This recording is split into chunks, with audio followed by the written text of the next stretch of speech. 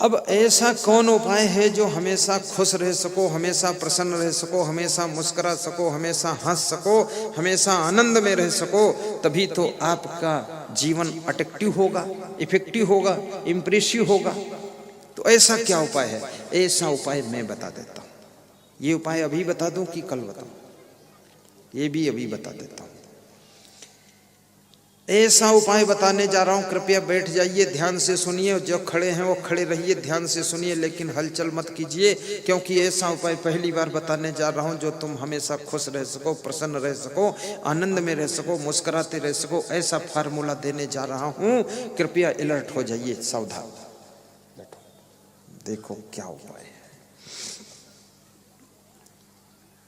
आपके मन की भावना पवित्र होना चाहिए। अपनी भावना को शुद्ध रखो।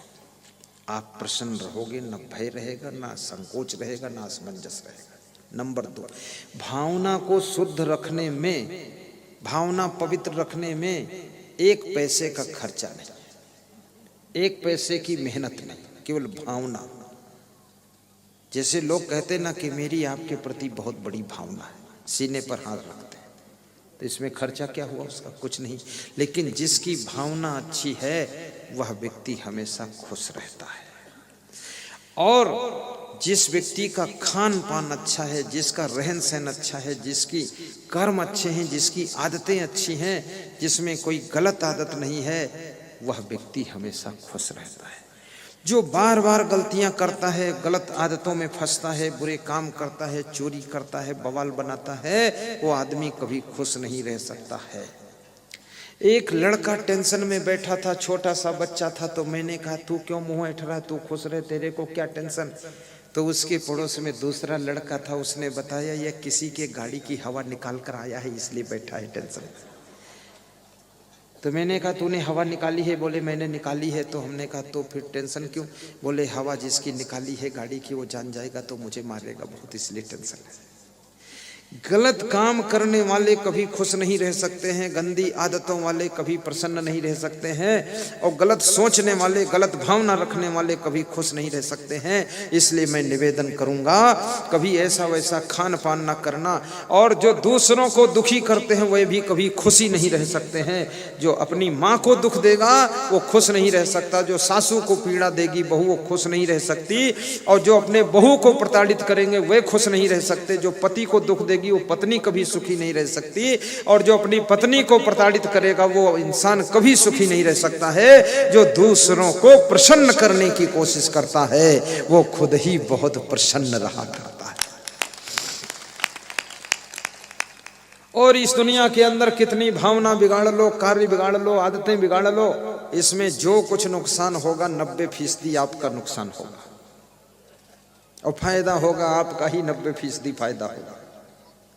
जैसे कोई बेटा दारू पीने लगा, लफंगेबाजी करने लगा, तो याद रखना माँ बाप तो थोड़े दिन में मर जाएंगे, लेकिन फिर आगे चल करके दारू पीने का रिजल्ट तो आपको ही भोगना पड़ेगा। आपकी प्रॉपर्टी बिक जाएगी, कार्य सब बिगड़ जाएगा, आप दरिद्री हो जाएंगे, समाज में सम्मान खत्म हो जाएगा, जो आपका विकास था वो रुक जाएगा और विनाश शुरू हो जाएगा, और फिर इसका रिजल्ट तो आपको ही भोगना पड़ेगा। इसलिए खान पान को भी सुधारिए। तो कबीर साहब कहते हैं, आया है सो जाएगा राजा रंग फकीर, एक सिंहासन चढ़ चले एक बांधे जात जंजीर। और भाइयों बहनों, कृष्ण कहते हैं युक्ताहार विहारस्य युक्त चेष्टस्य कर्मसु युक्त स्वप्नौ बोधस्य योगो भवत दुःखः। कृष्ण कहते हैं उनके दुख सदैव दूर हो जाते हैं जिनका आहार विहार यथा योग्य है, जिनके कर्म यथा योग्य है, और जिनका शयन और जागरण यथा योग्य है, उनके जीवन के दुख दूर हो जाते हैं और वही योगी कहे जाते हैं। आपका जीवन मंगलमय हो ऐसी शुभकामना करता हूँ। सीधे बैठ जाइए, अभी कोई उठना मत, समय पर सत्संग को विराम दे दूंगा, चिंता करना मत। आपके लिए सत्संग पर्याप्त सुना चुका हूँ, अब मंत्र पढ़ने वाला हूँ। विसर्जन का मंत्र सुन लेने से आपके घर के भूत प्रेत चुड़ैल का भी विसर्जन हो जाता है, इसलिए मंत्र बोलने जा रहा हूँ। घुटनों पे हाथ रख लीजिए, सीधे बैठ जाइए। आज एक बात और बता देना चाहता हूँ, जिनका स्वास्थ्य खराब रहता है, गंभीर बीमारियां हैं, जिनको शुगर है, पाइल्स है, जिनके किडनी में पथरी है, जिनके घुटनों में दर्द है, कमर में बेहद दर्द है, आँख में कोई तकलीफ है, सिर्फ एकमात्र सेंटर श्री च्यवन आयुर्वेद की दवाएं, जो कि भारत देश के छठे छठे राज वैद्यों के द्वारा निर्मित की गई हैं, जिसके होलसेलर राजस्थान से आए हुए हैं, और वो दवाएं केवल एक ही काउंटर पर मिलती हैं और कहीं मिलती नहीं हैं। वहाँ से आप स्वास्थ्य के लिए बहुत अच्छी रामबाण घुटना दर्द की दवाएं ले सकते हैं, और विभिन्न दवाएं उनके पास हैं। उन्होंने निवेदन किया है कि श्रोताओं को बता देना गुरुदेव। दूसरा, जिनके मन में अशांति रहती है, टेंशन रहती है, चिंता रहती है, वे कृपया सत साहित्य केंद्र यहाँ पर 2 लगे हुए हैं, वहाँ जा करके आप धार्मिक पुस्तकों को खरीद करके जीने की राह, सुख की खोज, उन्नति कैसे करें, ऐसी ऐसी पुस्तकें, भजनावली, जितने भजन मैं गाता हूँ वह सारे भजन उसमें आपको मिलेंगे।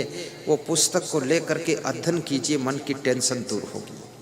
और जितने प्रवचन हैं, 100 घंटे का प्रवचन, 150 घंटे का प्रवचन आपको पेन ड्राइव और मेमोरी कार्ड में भी प्राप्त होगा, वहां से आप ले सकते हैं। और अपने घर में शांति की स्थापना के लिए साउंड सिस्टम भी लगाइए एक कमरे में, और मधुर मधुर आवाज में प्रवचन सुना कीजिए। मोबाइल के यूट्यूब में भी प्रवचन का आनंद लीजिए। ये सोशल मीडिया का सही प्रयोग कीजिए, और यूट्यूब के प्रवचन को सब्सक्राइब भी कीजिए, ताकि जो नया प्रवचन लोड हो तुम्हारे उसमें पहले पहुंचे और व्यूअर की संख्या बढ़े। और याद रखना, इस प्रवचन को आप व्हाट्सएप पर भी डालिए, शेयर भी कीजिए, और साथ साथ में फेसबुक में लाइक कीजिए, व्हाट्सएप में और आगे बढ़ाइए, इतना सेवा भी कीजिए।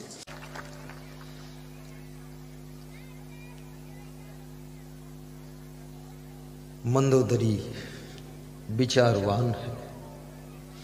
जिसको विचारवान पत्नी मिल जाए, उसके घर की 80% समस्याएं खत्म हो जाती है। और जिसका पति भी विचारवान हो, उसके घर की 95% समस्याएं खत्म होती है। और जिसके माता पिता, सास ससुर, बेटा बेटी, बहन देवरानी, जेठानी, जेठ सब विचारवान हो, उसके घर की 99% समस्याएं खत्म हो जाती हैं। और जिसके घर में गुरु की कृपा हो, गुरु का सत्संग हो, गुरु की भक्ति हो, गुरु का ज्ञान हो, वैराग्यवान गुरु का आशीर्वाद हो, ब्रह्मचारी गुरु का वहां प्रभाव हो, उस घर की 100% समस्याएं खत्म हो जाती हैं। यदि आप विचारवान हैं तो गुरु को कम मेहनत करना पड़ेगा, फिर केवल 1% गुरु रोल दिखाएगा। यदि तुम विचारवान नहीं हो तो गुरु भी बहुत रगड़ी मारेगा, तब कुछ बहाल होगा। बहुत काल रगड़ा पड़े तब कुछ होए बहाल। घर में यदि एक दीपक जलता है तो उससे पूरे घर के दीपक जलाए जा सकते हैं। और जो दीपक जल रहा यदि वो भी बुझ गया, तब तो माचिस ढूंढनी पड़ेगी, तब तो लाइटर ढूंढना पड़ेगा। इसलिए घर में यदि एक भी व्यक्ति विचारवान है, समझदार है, विवेकवान है, तो उस घर में दूसरों का भी विवेक जागृत हो सकता है। राजनीतिक पार्टी में भी एक भी आदमी अगर बुद्धिमान है, होशियार है, विचारवान है, तो पार्टी जिंदा होकर खड़ी हो जाती है। और जिस राजनीति की पार्टी में सबके सब चुट्टा भरे हुए हैं, सबके सब खींचा खींची बचा रखे, सभी तूफान कर रहे हैं कि हम सीएम बनेंगे, हम सीएम बनेंगे, वो पार्टी ही खत्म हो जाती है। सभी सीएम तो नहीं बन सकते। जिस आश्रम में एक भी संत यदि विचारवान है, वह आश्रम के अन्य संतों के अंदर भी विचार की शक्ति पैदा होगी। और जिस आश्रम का गुरु प्रखर बुद्धिमान है, चहुमुखी बहुमुखी, जिसके पास में ब्रेन है, व्यवहारिक, सामाजिक, आध्यात्मिक सारे डिसीजन उसके टॉप के होते हैं। जिस आश्रम का गुरु पूर्ण एक्टिव है, इफेक्टिव है, इंप्रेसिव है, पॉजिटिव है। वो आश्रम दुनिया के किसी भी कोने में हो, लेकिन याद रखना उसके द्वारा जला हुआ ज्ञान का दीपक पूरे विश्व को रोशनी देने में सक्षम हो जाता है।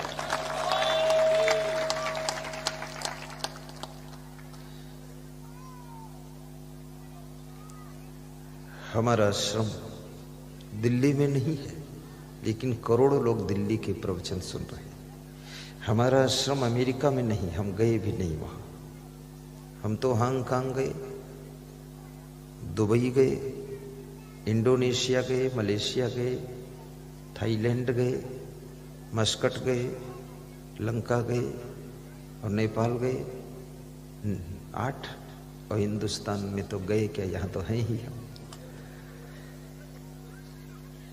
लेकिन पाकिस्तान में लोग प्रवचन सुनते हैं और हमारे नाम से प्रोग्राम करते हैं, भंडारा भी करते हैं।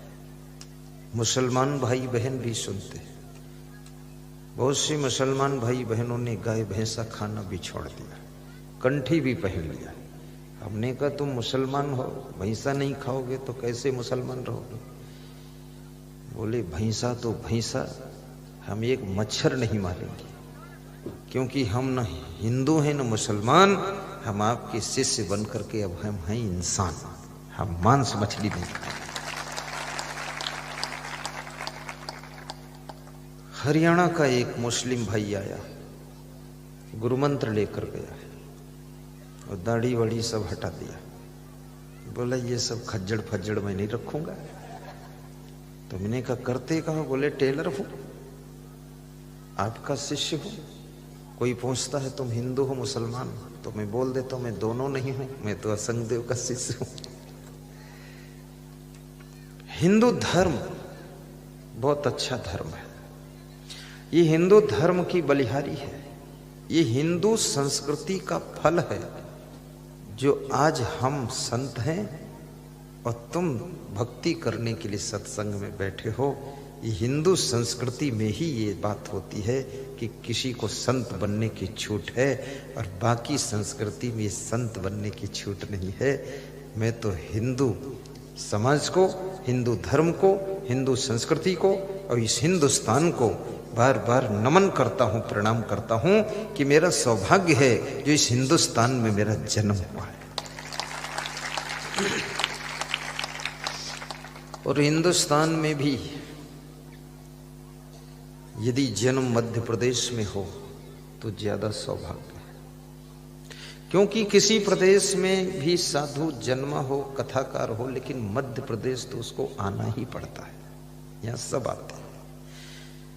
और यदि जन्म छत्तीसगढ़ में हो तो भी सौभाग्य है, बिहार झारखंड हो तो बहुत सौभाग्य है, और यदि जन्म उत्तर प्रदेश में हो तो थोड़ा खतरा है।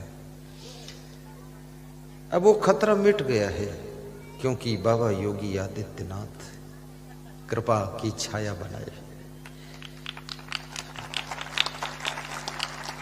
मैं तो बाबा आदित्यनाथ को जब याद करता हूं तो मुझे लगता है कि वास्तव में आदित्यनाथ जैसे महात्मा को तो हर प्रदेश में मुख्यमंत्री बनना चाहिए। बहुत दमदार आदमी। जितने उत्तर प्रदेश के छठे छठे डाकू थे, बदमाश थे, 1400 एनकाउंटर करा दिया, परम धाम पहुंचाया है। भगवान से कह दिया तुम फाटक खोल के रखना, मैं भेज रहा हूं। सबको डायरेक्ट मुक्ति दिला दी। मैंने उनके एक भक्त से पूछा, ये बाबा होकर इतना मर्डर करा रहे हैं, कितना पाप होगा? साधु तो चींटी नहीं मारता है। बोले मर्डर? आप कैसे बोलते मर्डर? मर्डर नहीं हो रहा। तुमने कहा क्या हो रहा? बोले भगवान राम ने रावण, बाली और कुंभकर्ण को वध किया था, अब वध करके अपने धाम पहुंचाया था। तो ये बाबा जी इनका वध करके निज धाम पहुंचा रहे हैं।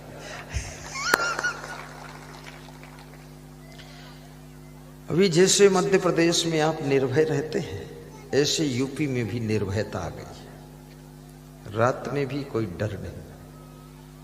जब से बाबा जी का शासन है मैंने सुना नहीं कहीं डकैती हो रही है, बिल्कुल साइलेंट, सबको निपटाया है बाबा ने। बाबा जी बुद्धिमान भी बहुत है। राजनीति में भी ऐसे लोगों की आवश्यकता है। मैं निवेदन करूंगा, जिसके अंदर बहुत सी आत्माएं ऐसी बैठी हैं जो कुनमुन कुनमुन कुनमुन कुनमुन सोचती हैं कि मैं भी राजनीति करूं, मैं भी करूं, मैं भी, पर करते नहीं हैं। आपके अंदर यदि ऊर्जा है तो आप इस देश की सेवा के लिए राजनीति भी कर सकते हो, देश की उन्नति के लिए बिजनेस भी कर सकते हो, देश के धर्म को बचाने के लिए आप संत भी बन सकते हो, गौ माता की सेवा के लिए गौ रक्षक भी बन सकते हो। और याद रखना, इस देश को बहुत आगे ले जाने के लिए आप मिलिट्री के जवान बन करके इस देश की सुरक्षा में सीमा पर भी खड़े हो सकते हो। आप में जो सामर्थ्य हो इस देश के लिए करना चाहिए। मेरे अंदर ये सामर्थ्य कि मैं सत्संग करूं तो मैं ये मार्ग पकड़ लिया, इसलिए मैं गृहस्थी में नहीं पड़ा। क्योंकि गृहस्थी में पढ़ने के बाद फिर आदमी बंधन में आ जाता है, फिर वो तो चकई के चकधुम मकई के लावा तिकड़ तिकड़म बवाल चलता रहता है, फिर आफा काफा लाफा जाफा उलझन में हो जाओ। अभी मेरा जीवन पूरा स्वतंत्र है। मध्य प्रदेश में रहूं तो कोई मुझे खींचने वाला नहीं। तोड़ा काछी आऊं या पूरा काछी जाऊं या लक्ष्मणपुरी पहुंच जाऊं, वो गोपी गौर के यहाँ चला जाऊं, कहीं भी जाऊं, कोई पीछे से खींचा खींची नहीं। और मेरे गुरु ने भी यही कहा था, पूरी दुनिया के होकर के जीना, किसी एक के होकर मत रहना। क्योंकि सूरज सबका होकर सबको रोशनी देता है, ऐसे संत का जीवन तो सूर्य जैसा होता है, एक जगह बंधता नहीं है। गरीबी कैसे दूर होती है, मैं फार्मूला आपको बता दूंगा। आप कहो तो आज बताऊं, कहो तो अगले साल आकर बताऊं। आज तो आज तक क्या गरीबी ही झेल रहे हो तुम?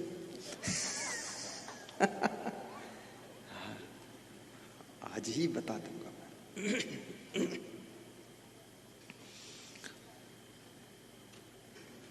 कुचीलिनम दंतमलोपधारिणम बहवासनम निष्ठुर भाषणम चा सूर्योदय चास्ता मिते शयानम विमोचति श्री यदि चक्रपाणी।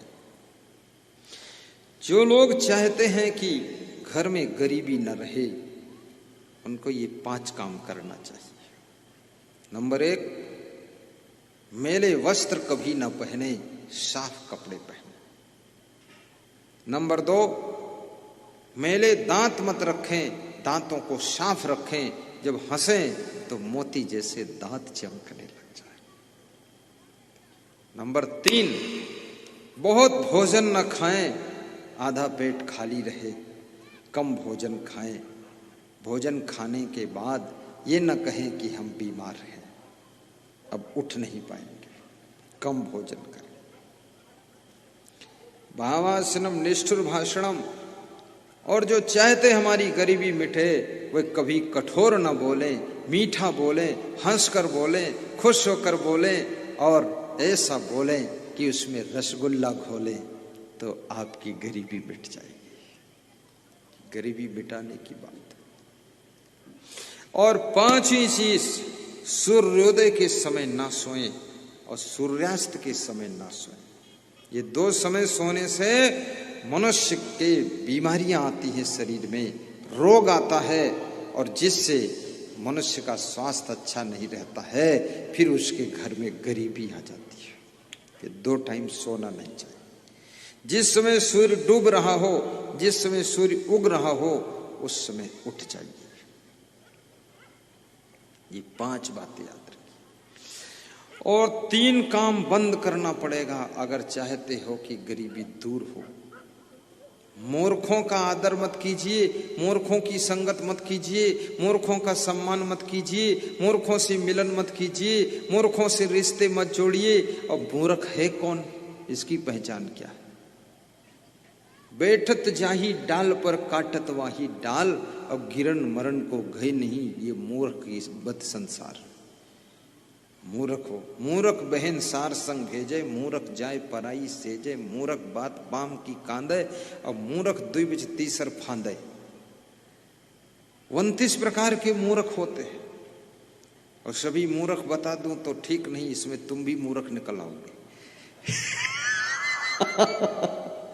इसलिए मैं 4 ही मूर्ख बताता हूं। मूर्ख आदमी अपनी बहन को साले के साथ भेजेगा, मूर्ख आदमी दूसरी स्त्री के सेज पर जाकर सोएगा, मूर्ख आदमी 2 आदमी खड़े बात कर रहे हैं, दोनों बीच में निकल जाएगा, और मूर्ख आदमी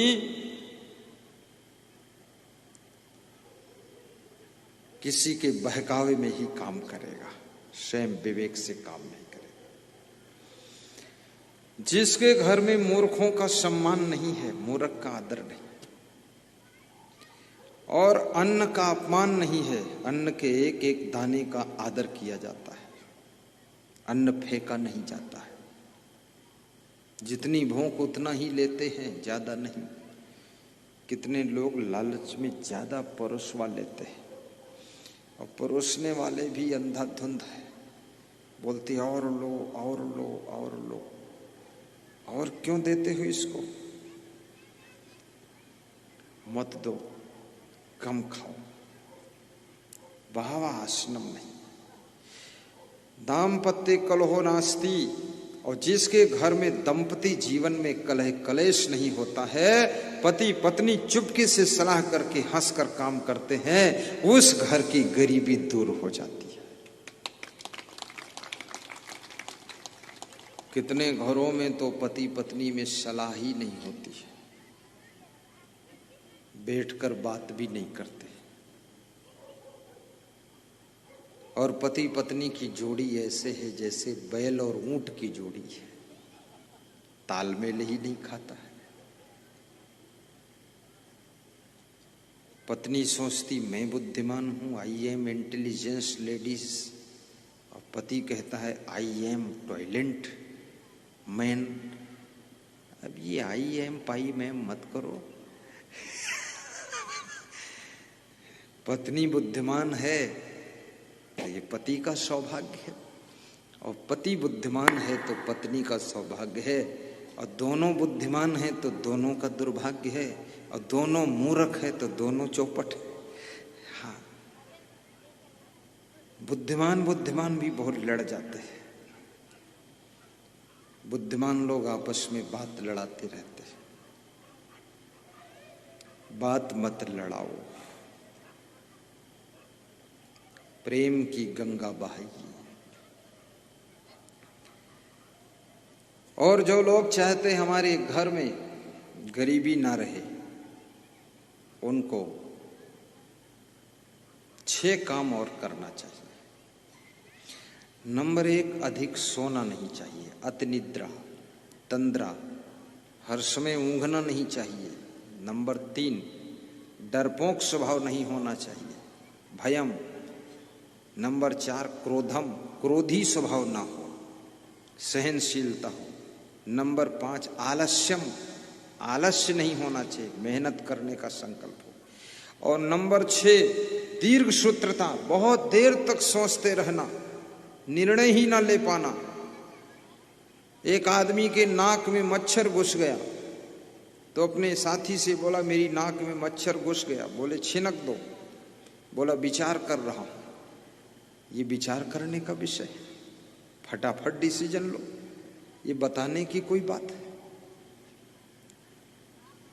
जो डिसीजन टाइम पर नहीं ले पाते उनके घर में गरीबी आ जाती है। समय पर डिसीजन लीजिए, और सारा खेल आपके डिसीजन का खेल है। क्या बिजनेस करना है इसका भी डिसीजन आपको लेना है, राजनीति करना है कि सर्विस करना है इसका डिसीजन आपको लेना है, साधु बनना है कि गृहस्थ बनना है इसका डिसीजन भी आपको लेना है। बिजनेस में भी कौन सा बिजनेस करना है ये भी डिसीजन, फैसला आपका है। किसी की देखा दुनी में फैसला मत लीजिए। पड़ोसी ट्रैक्टर लाया है तो तुम भी ले आओ, आप नुकसान उठा जाओ। पड़ोसी को लाने दो और पड़ोसी से प्रेम करो, और कभी कभी पड़ोसी के ट्रैक्टर की धुलाई करा दो, और पड़ोसी के ट्रैक्टर से भी अपना खेत जोतवा लो और कह दो कि आप महान हो, आपका ट्रैक्टर बहुत अच्छा है, मेरा खेत आपका खेत है, आपका ट्रैक्टर मेरा ट्रैक्टर है, और जोतवा लो डीजल डाल के।